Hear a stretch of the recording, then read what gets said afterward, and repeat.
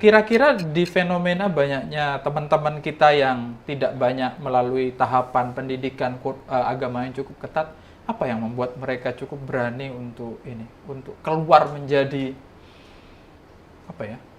Jadi apa dai penceramah. Mubalik.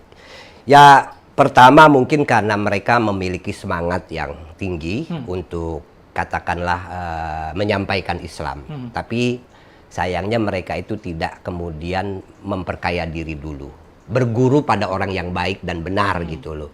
Bahwa sebetulnya untuk bisa menjadi orang yang menyampaikan Islam itu kita harus menguasai ilmu-ilmu keagamaan. Memang ada hadis Nabi, balighu anni walau ayah. Itu sering dipakai. Iya, sampaikanlah dariku walau cuma satu ayat. Ingat, ini konteksnya itu Nabi bersabda kepada para sahabat. Ketika itu belum ada fikih, belum ada usul fikih, belum ada ilmu mustalahul hadis, belum ada ilmu tafsir dan lain sebagainya. Jadi sahabat itu memang memiliki kewajiban menyampaikan wahyu yang turun, yang sudah disampaikan kepada Nabi. Dan Nabi menyampaikan kepada para sahabat yang hadir mendengarkan, itu diperintahkan untuk menyampaikan kepada yang tidak mendengarkan. Konteksnya itu. Iya.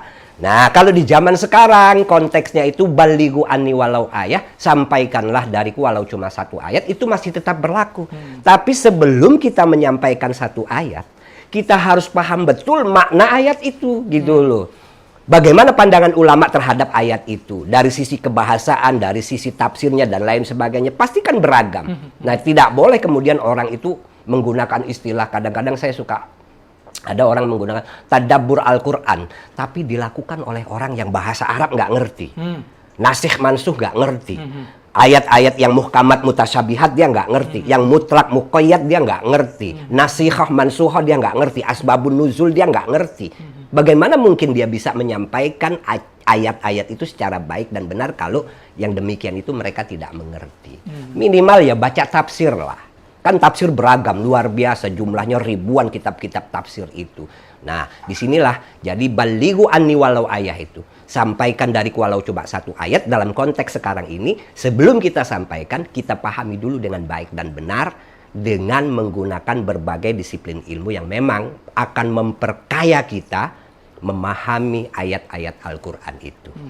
Dan menjaga kita agar tidak salah tafsir. Tidak salah tafsir. Nah, yang namanya kembali kepada Al-Quran, kita ini sebagai santri tidak pernah meninggalkan Al-Quran gitu loh. Karena kita belajar itu fikih, ya, ilmu tauhid, ilmu akhlak, ilmu tafsir, ilmu hadis, itu semua sumbernya dari Al-Quran gitu loh. Jadi term untuk kembali nggak cocok sama kita. Nggak cocok, emang kita pernah meninggalkan Al-Quran? Kan nggak pernah kita meninggalkan Al-Quran gitu loh. Nah, kadang-kadang ada istilah itu kalimatu haqqin wa urida bihal batil. Kalimatnya benar, kembali kepada Al-Quran. Tapi maksudnya kadang-kadang keliru, bahkan batil. Karena dengan demikian mereka seolah-olah ingin menghancurkan peradaban ilmiah Islam yang sudah dibangun oleh para ulama itu.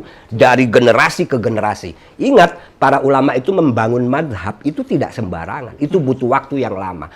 Ya tentu dimulai dari guru utamanya, yaitu Nabi besar Muhammad. Kemudian sahabat. Tabi'in, ulama-ulama madhab, itu mereka bersambung antara Nabi sampai para ulama, sampai ulama-ulama di zaman sekarang ini dengan apa yang kita kenal istilahnya sanad. Oke, Ustaz. Kurban yuk. Bingung mau korban di mana? Di Enkarlasitun aja. Bareng program Nusantara Berkurban.